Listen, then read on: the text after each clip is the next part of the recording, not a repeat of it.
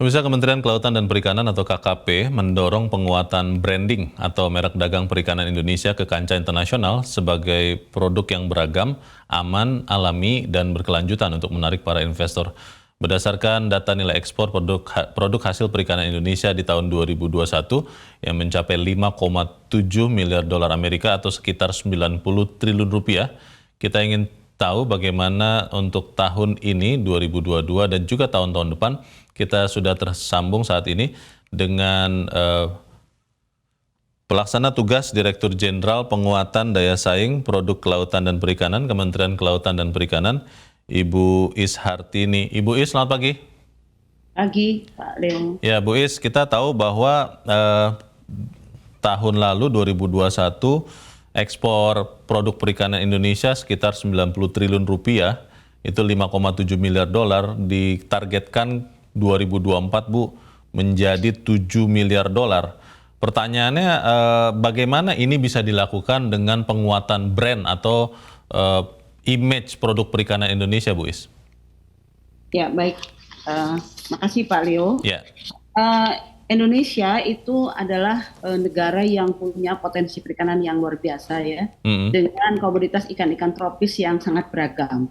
Jadi tentu ini branding perikanan Indonesia ini harus tetap kita perkuat. Kami dalam hal ini kami lakukan komunikasi dengan para stakeholders yang terkait, mulai dari pemerintah daerah, kami ada Dinas Kelautan dan Perikanan, di kabupaten, kemudian dengan asosiasi pelaku usaha perikanan, para eksportir, akademisi, dan juga kita melibatkan beberapa tim ahli.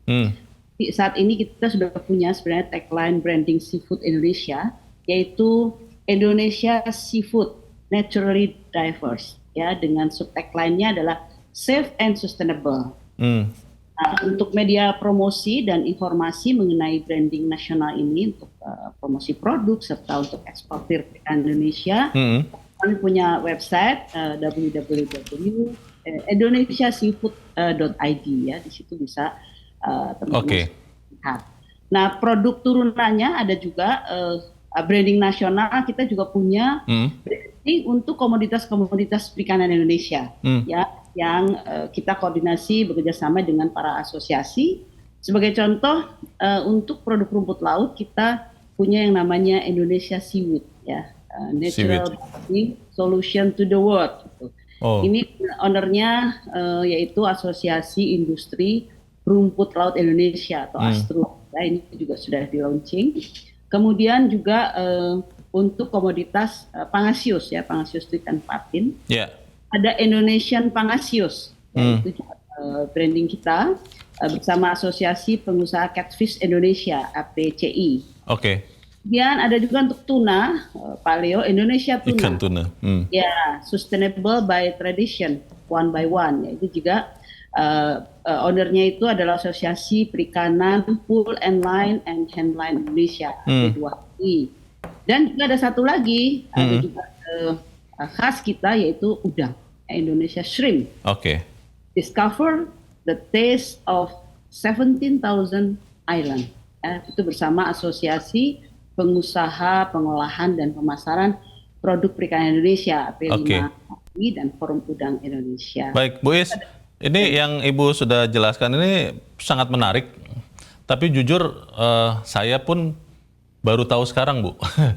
Bagaimana tadi ada yang terakhir itu ya, untuk udang itu sangat menarik, tapi boleh diberi gambaran bagi pemirsa Zona Bisnis ini, sebetulnya kalau untuk produk perikanan Indonesia itu lebih banyak dikonsumsi di dalam negeri, itu dalam jumlah maupun nilai rupiahnya begitu, Bu, atau memang lebih banyak diekspor, Bu Is? Kalau kita lihat dari produksi perikanan itu ada dua, ada produksi perikanan tangkap yang ditangkap dari laut dan perairan dan daratan, juga ada produksi perikanan yang berasal dari budidaya. Ya. Kalau kita lihat di data di 2021 itu 12,6 juta ton itu adalah untuk konsumsi di dalam negeri. Ya.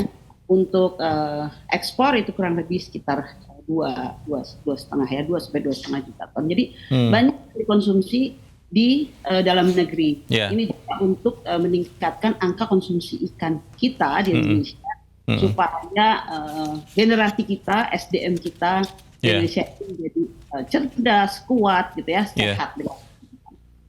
Kalau bicara branding di kancah internasional, sebetulnya pesaing utama untuk produk-produk perikanan Indonesia, Bu Is, itu siapa? Apakah memang negara-negara tetangga kita tidak terlalu jauh? Ada Vietnam, ada Tiongkok, atau yang mana, Bu, pesaing utama kita, Bu?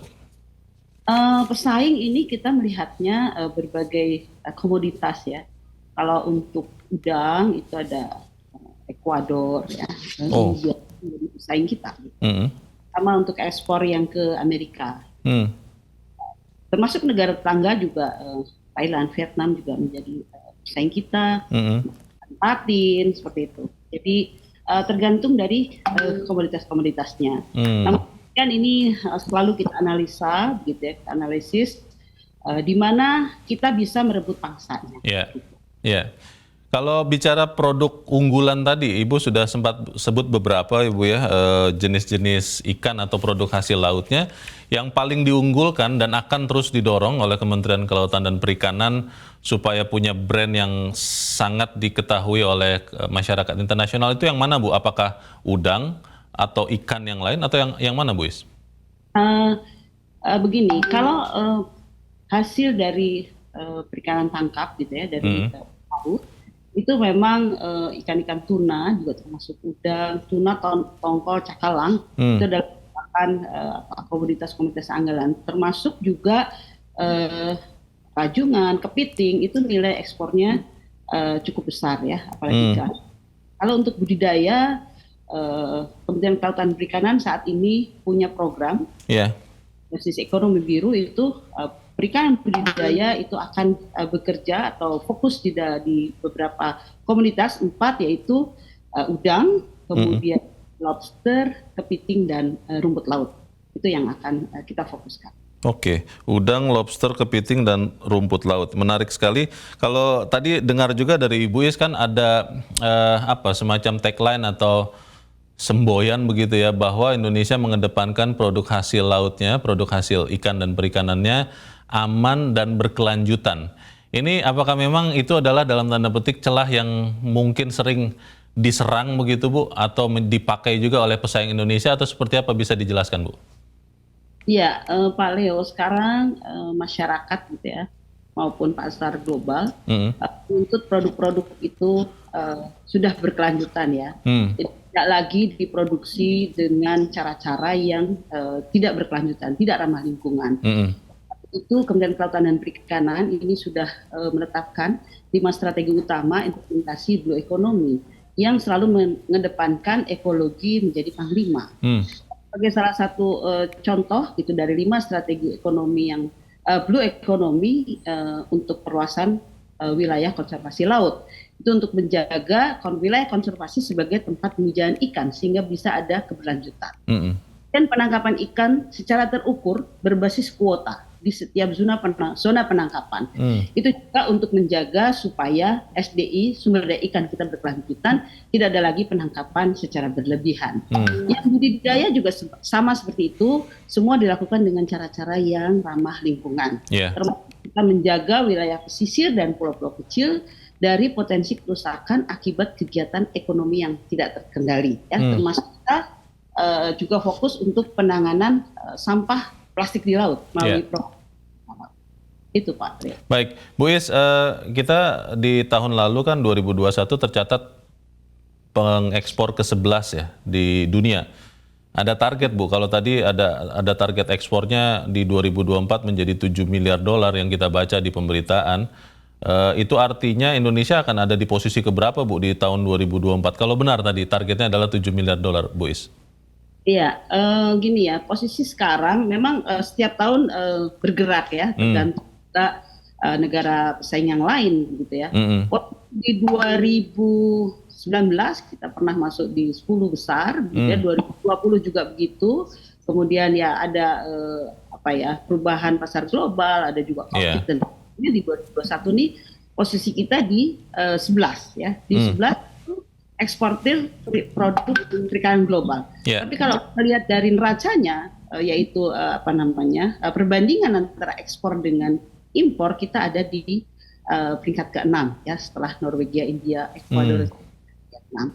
Nah, target 2024 tentu kita ingin masuk di dalam 10 besar dari eksportir produk perikanan global. Dan itu tentunya dilakukan dari sekarang dengan memperkuat brand ya. Terakhir Bu Is, apa yang diharapkan dari kita semua Bu? Karena kan kalau Kementerian Kelautan saja mungkin tidak terlalu kuat untuk membuat brand ini kuat. Apa yang diharapkan KKP untuk kita orang Indonesia mendukung brand produk laut atau produk hasil laut Indonesia ini Bu Is?